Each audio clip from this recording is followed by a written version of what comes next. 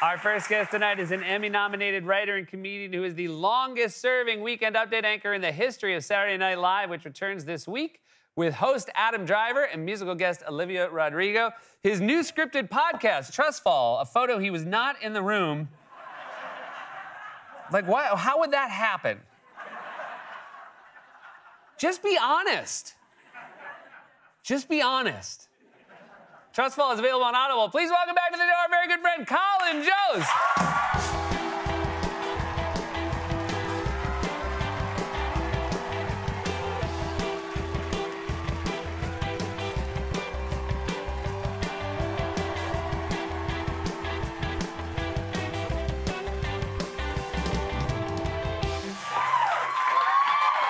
Thank you very much. You know what? They're applauding me for having the courage to call you out. Yeah. What looks fake? Yeah. Have you ever seen me and Wanda together and we didn't look like this? Yeah, that's true. You're almost always leaning. She's taking a good selfie. Actually, now that I see you in person, you do look like that. See? It's great. I see you. It's my. Yeah, we work together. We work together. We don't were in see the each same other building. as much as we. How do you get to work? How do I get to work? The show sends a car. I take a car to work. Oh. How do you get to work? I bike. I guess I just maybe a little more man of the people. You bike. I bike. So What do you do? A city bike? No, I buy bikes and then I just throw them away when I get here. So I just, Yes, man so of the people. Man of the people. Yeah. You just leave them on the street because there's not like a bike trash can. Yeah. Well, I mean, it's a city bike-like system. But it's just not city But I bikes. just throw them away, and I don't. I mean, I don't leave them in a shape where they could be reused. You know that big giant pile of broken bikes that's right outside? That's your bike? That's my bikes. Haven't you ever wondered? You thought it was one of those cool sculptures they put up sometimes did. at 30 Rock. Yeah. I thought it was Kuntz. It was a lot. I get Kuntz a lot. That's great. That's your favorite kind of bike? The one you just use once? Yeah, the disposable bikes. Yeah. I think I'm an environmental guy. You guys know that about me. But I bike, and I don't know if you've noticed now, I feel like in the last year, maybe you guys have noticed this too, that somehow they've allowed pedicabs to just blast the loudest music you've ever heard. And for some reason, I find that they're all exclusively playing Despacito. Yeah. It's a very festive version of Hell, That's all you hear, and it's so loud. And I will just be biking, and I'm like, oh, what's approaching me from behind? Is it the entire Puerto Rican Day Parade? Yeah. No, it's a single empty pedicab. Yeah.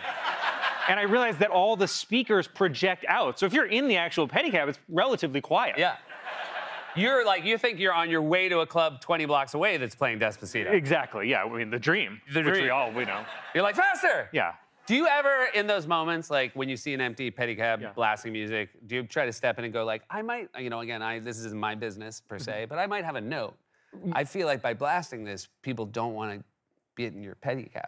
I think it's aimed at like a full you're where the dad is so upset at everyone, where he's like, just get in I don't want to hear any of you anymore. You're right. I just need Despacito right now. I think that's what Despacito means, desperate dad. Yeah, they say Despacito times call for Despacito measures. That's right. You know. Yeah, we know. We know this famous saying. Famously. You guys you're back in the swing at the show. It's been lovely to have you guys back. We missed a few because of the writer's strike, and now it's been wonderful. It's great. It's been very nice. Love the new cast. Love the young cast. They're I love some of them are the second cast year, are great. Yeah, the last couple years have been really great. They're all fun. I love hanging out with them. They're doing great on the show. It's very nice to be back. We got Adam Driver, who's like he's good now. Fantastic. Really, really very good at. I was a little sad. I'm happy about the outcome for the real person, but Bowen as George Santos was a real gift to the show. That was and to all of America, really. To all of America. And maybe not the most obvious casting in the beginning, but you guys worked on this together, yes? Yes, that's and he, Bowen is fantastic, and I feel like. I don't think it's necessarily goodbye to George Santos. I feel like it's hello, 1,000 documentaries about him. Yeah. Is my guess. I feel like we'll probably see him. Like, there's almost no chance he's not in a Super Bowl commercial for, like, pistachios, whatever it is. And I feel like someone's like, George! Like, that definitely is a line. And he's like, what? Yeah. Pistachios. I'm Mr. Pistachio. And then he also, like, I do feel like what I've thought about George Santos too is that it almost like we should give him more credit because he was able to get elected, but he used all the campaign stuff on like Botox and like Hermes. Like these other people spent it all on the campaign and couldn't win. Yeah. Isn't that kind of impressive? Would be like, well, of course you won. You conned those people out of their money and you used it to run against us. And he's like, no. No. Wouldn't you rather him look like real, like, sauced up instead of having to see like another campaign ad from him? Yeah, no, it's cool, It is again, the best thing about him is the lies didn't seem impressive. Like he lied about things that you wouldn't think another person would vote for you if you were like, oh, he played college volleyball, he's my guy. Oh, yeah. Yeah, I never thought that someone would try to impress me with college volleyball. Yeah, and Santos did and it worked. And that's why he's a visionary. Yeah. He also does I feel like he made people feel better about themselves, too. Like, if when you saw that going on, you're like, oh, I'm not that bad of a person. Adam Driver was in Marriage Story with your wife, Scarlett Johansson. That's right. Is that a weird thing? Yeah, give it up for Marriage Story. Yeah, great movie. So that was like maybe one of the best movies ever made about the dissolution of a marriage. Yes, I guess it is. It's odd to meet someone who played a person who divorced your wife. That's a weird, because I guess when you date an actor, I've heard, they sometimes have to kiss people in movies or whatever. Yeah. You found out, though, after you said I do, right? Exactly. The minute after. Yeah. She's like, now that it's official, I have some things to tell you about acting. She's like, look at this list. I'm kidding. I don't keep a list. Yeah, so it is weird to meet someone that was played, because you're like, oh, I was in a movie with your wife. Oh, what did you do? I divorced her. And by the way, I should have said spoiler alert, but Marriage Story is actually about divorce. Yeah. So if you thought like, oh, it's a father of the bride, you kind of know right away. Yeah, right. They get that out really fast. Yeah, like pretty much like the first line is, "What do you do?" I hate you. We saw each other at the Natural History Museum Gala. Oh, yes. Seth emceed the gala and was fantastic. Thank you. Great job. Excellent. But you... Excellent work. You sort of went viral for a red carpet moment. Did I? Oh, yeah. Wow. I want to show it first, and then I want you to explain what happened. Okay. Here's the red carpet. Okay.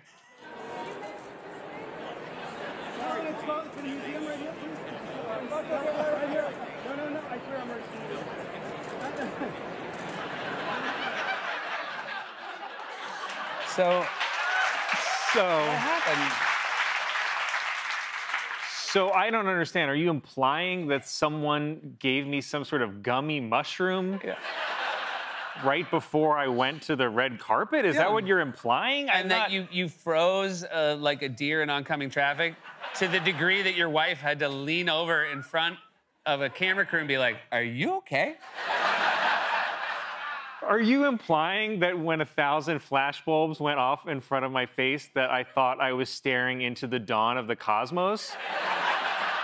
And that I fully realized my entire past and future in one moment until my wife had to rip me out of the space-time continuum and say, "Are you okay?" I don't know what you're implying. Can I tell you something? Yeah. But I've seen that face before. Right. Because we work together, and I want to show it one more time and let everybody here know this is the face Colin would make if I'd be like, "Hey, did you finish writing the cold open?"